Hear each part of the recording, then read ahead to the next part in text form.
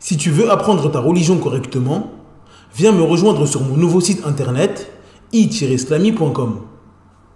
Croyances, langue arabe, jurisprudence, tajwid, tafsir, sciences du hadith, comportement et exhortation. Tout cela dans une seule et même formation. Tu pourras apprendre les bases de ta religion avec des vidéos simples et détaillées. Pour plus de détails, rendez-vous sur i-islami.com. Bonne vidéo. Assalamu alaikum wa rahmatullahi wa barakatuh. Dans cette nouvelle vidéo, nous allons définir ensemble le mot allaitement. Ar-rada'a. Nous diviserons cette vidéo en trois parties. La première partie sera consacrée à la définition du mot rada'a dans la langue arabe. Dans la deuxième partie, nous verrons ce qui est voulu par l'allaitement dans le jargon islamique. Dans la troisième et dernière partie, nous verrons ce qu'il faut absolument savoir à propos de l'allaitement. Nous y verrons entre autres son jugement religieux, les conséquences religieuses pour le bébé et la femme qui allaitent, les conditions de validité de l'allaitement, et pour finir, nous tenterons de répondre à une question qui revient souvent concernant l'allaitement. Il s'agit du remboursement ou non des jours du mois de Ramadan pour la femme qui allaite et celle qui est enceinte. Nous tenterons de répondre à cela à travers les textes et les paroles des savants. Sans perdre plus de temps, on passe à l'explication. Bismillah walhamdulillah wa salatu wa salamu ala rasulillah wa ala alihi wa ashabihi wa man wala. Amma ba'd. La définition du mot rada'a dans la langue arabe. L'origine du mot rada'a vient des trois lettres ra, dad, ayn, qui forment le verbe rada'a, qui signifie boire du lait provenant du sein ou du pis. Quant au mot rada'a, il signifie un allaitement. La définition dans le jargon islamique. Dans le jargon islamique, l'allaitement consiste à consommer le lait d'une femme au cours des 2 premières années de sa vie. Ce qu'il faut savoir à propos de l'allaitement. Son jugement et sa période. L'allaitement est une chose autorisée en islam. Cela est prouvé par le Coran, la Sunna et le consensus. Il est permis à la femme d'allaiter son enfant jusqu'à l'âge de 2 ans. Il est également permis à une femme d'allaiter un autre enfant que le sien.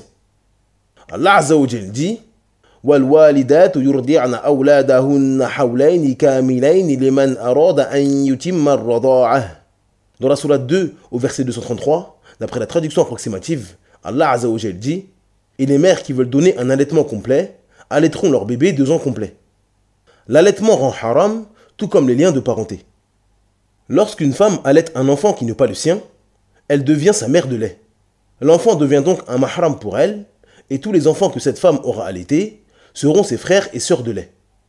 Il n'est donc pas permis à l'homme de se marier avec sa mère ou sa sœur de lait, comme il est interdit pour lui de se marier avec sa mère ou sa sœur de sang. Et il est permis à la femme de se dévoiler devant son frère ou son oncle de lait, tout comme il est permis qu'elle le fasse devant son frère ou son oncle de sang. Aïcha radhiyallahu anha a dit « Mon oncle par allaitement vint pour me voir et demanda la permission d'entrer dans ma demeure.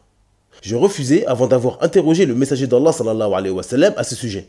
L'envoyé d'Allah sallallahu alayhi wa sallam étant venu, je le questionnai et il me répondit « C'est ton oncle, autorise-le à entrer. » Je répondis « Ô messager d'Allah, c'est une femme qui m'a allaité et non un homme. » Le prophète sallallahu alayhi wa sallam rétorqua « C'est ton oncle, tu dois le laisser entrer. » Aïcha radhiyallahu anha ajouta « Cette histoire se déroula après que le port du voile nous avait été ordonné. Les interdictions qui résultent de l'allaitement sont les mêmes que celles qui résultent de la parenté. » An-Nawawi rahimahullah a dit « Les hadiths indiquent tous que l'allaitement rend illicite. Il y a consensus de la communauté concernant l'interdiction entre la femme et le bébé qu'elle allaite. Ce bébé devient son enfant de lait, et le mariage entre eux est interdit de manière définitive. Il est permis pour l'enfant de poser le regard sur elle, de s'isoler et voyager avec elle. » Fin de citation. Les conditions de validité de l'allaitement. Comme nous l'avons dit précédemment, la femme qui allaite un bébé devient sa mère de lait et le bébé son fils de lait. Cependant, ce n'est pas tout allaitement qui permet de devenir mère de lait ou enfant de lait. Il y a des conditions qui doivent obligatoirement être respectées afin que cela soit considéré par la législation comme un véritable allaitement. Le lait humain. Pour qu'une femme devienne mère de lait, il est obligatoire que l'enfant consomme son lait. Si une femme donne son sein à téter à un bébé mais ne possède pas de lait, elle n'est pas considérée comme sa mère de lait. Si une femme donne du lait de vache à un bébé dans un biberon, elle n'est pas considérée comme sa mère de lait. Et si elle donne le lait d'une autre femme dans un biberon, elle ne sera également pas considérée comme sa mère de lait. Plusieurs allaitements. Un seul allaitement d'une femme à un enfant ne suffit pas pour en faire sa mère de lait. Les savants ont divergé concernant le nombre d'allaitements qu'il faut pour que la femme devienne mère de lait. L'avis qui semble être le plus juste et Allah Azza wa Jal est le plus savant est qu'il faut que la femme allaite 5 fois un enfant pour qu'elle devienne sa mère de lait. Aïcha radhiyallahu anha a dit: au début, la révélation coranique indiquait que 10 allaitements entraînaient l'interdiction du mariage. Puis cela fut abrogé par 5. Un allaitement légiféré. Comme nous l'avons dit précédemment, l'enfant doit allaiter 5 fois une femme pour être considéré comme son fils de lait. Cependant, il ne s'agit pas de n'importe quel allaitement. Pour qu'un allaitement soit comptabilisé parmi les 5 allaitements, il faut que le nourrisson prenne le lait de cette femme jusqu'à satiété. 1 ou 2 tétées de la part du bébé ne sont pas considérées comme un allaitement. De plus, si l'enfant tète le sein, le lâche, puis le reprend de nouveau, ceci n'est pas comptabilisé comme 2 allaitements. L'allaitement est comptabilisé lorsque l'enfant boit jusqu'à délaisser le sein lui-même, soit parce qu'il n'a plus faim, ou soit parce qu'il est lassé de téter. D'après Aïcha radhiyallahu anha, le prophète sallallahu alayhi wa sallam a dit: un suçotement ou 2 n'entraîne pas l'interdiction. Avant l'âge de 2 ans. Pour qu'un enfant puisse devenir un enfant de lait, il doit allaiter avant l'âge de 2 ans. Allah Azza wa Jal dit: وَالْوَالِدَاتُ يُرْضِعْنَ أَوْلَادَهُنَّ حَوْلَيْنِ كَامِلَيْنِ لِمَنْ أَرَادَ أَنْ يُتِمَّ الرَّضَاعَةَ. Dans la sourate 2, au verset 233, d'après la traduction approximative, Allah Azza wa Jal dit: et les mères qui veulent donner un allaitement complet allaiteront leur bébé 2 ans complets. L'imam Sa'di rahimahullah a dit à propos de ce verset: lorsque le bébé atteint 2 ans, son allaitement s'achève. Après cette période, le lait devient une nourriture comme les autres nourritures. L'allaitement ne sera donc plus une cause d'interdiction pour le mariage après cette période. Fin de citation.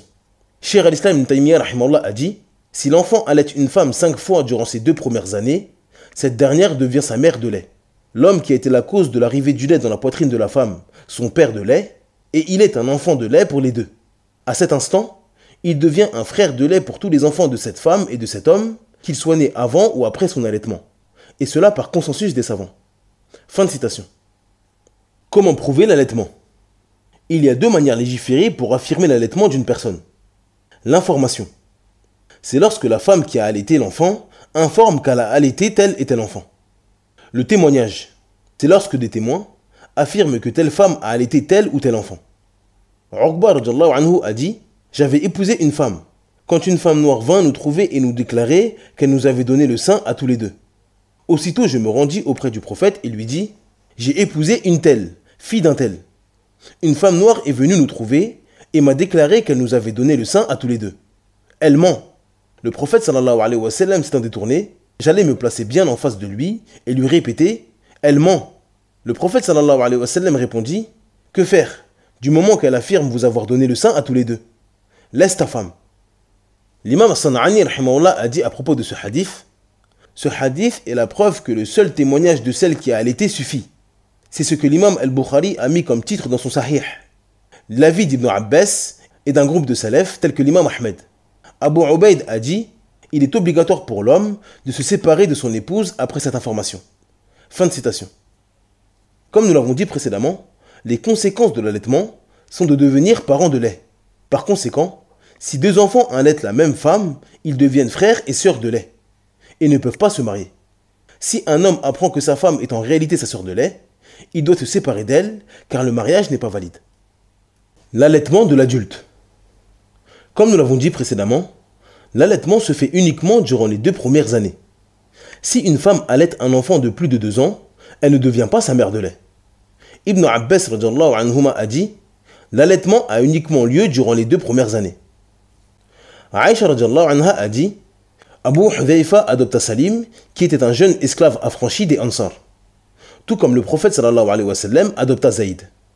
À l'époque anté-islamique, lorsqu'on adoptait un garçon, il était considéré comme un fils et il héritait de l'héritage. Cela jusqu'à ce qu'Allah fit descendre la parole: appelez-les du nom de leur père. C'est plus équitable devant Allah. Mais si vous ne connaissez pas leur père, alors considérez-les comme vos frères en religion ou vos alliés. Après cela, on affiliait donc l'enfant adopté à leur père biologique. Et si on ne connaissait pas leur ascendance, alors on les considérait comme nos alliés et nos frères en religion, et non comme nos enfants. Sahla radhiyallahu anha vint au prophète sallallahu alayhi wa sallam et dit: ô messager d'Allah, nous considérons Salim comme notre enfant. Il a grandi avec nous sous notre toit. Mais Allah a révélé ce que tu sais concernant ce sujet. Le prophète sallallahu alayhi wa sallam lui répondit: allaite-le à 5 reprises et il aura le statut de ton fils de lait. Certains savants ont utilisé ce hadith pour dire qu'allaiter une personne après 2 ans rend également illicite. Cependant, l'avis qui semble être le plus juste et Allah Azza wa Jal est le plus savant est que la limite de l'allaitement qui rend illicite est durant les 2 premières années. Nous disons donc que la femme qui allaite quelqu'un après ses 2 ans ne devient pas sa mère de lait, et que le cas de Salim radhiyallahu anhu est une exception que le prophète sallallahu alayhi wa sallam a faite à Salim et à personne d'autre. En effet, dans une version du hadith rapporté par l'imam Muslim rahimahullah, Sahla dit au prophète après qu'il lui dit d'allaiter Salim: comment vais-je l'allaiter alors que c'est un adulte? Le prophète sallallahu alayhi wa sallam sourit et dit: je sais que c'est un adulte, car il a participé à la bataille de Badr.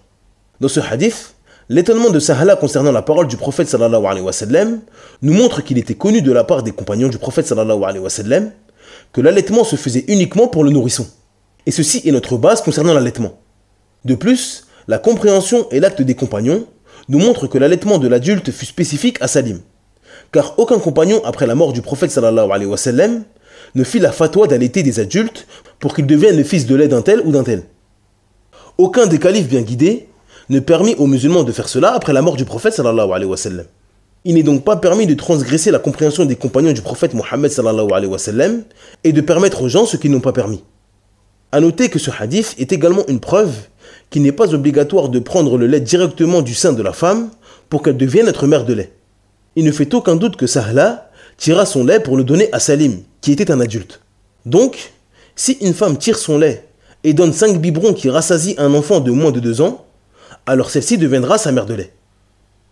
Le jeûne du mois de Ramadan, de la femme qui allaite et de la femme enceinte. Les savants ont énormément divergé concernant le jeûne et le rattrapage du jeûne du mois de Ramadan, de la femme enceinte et celle qui allaite.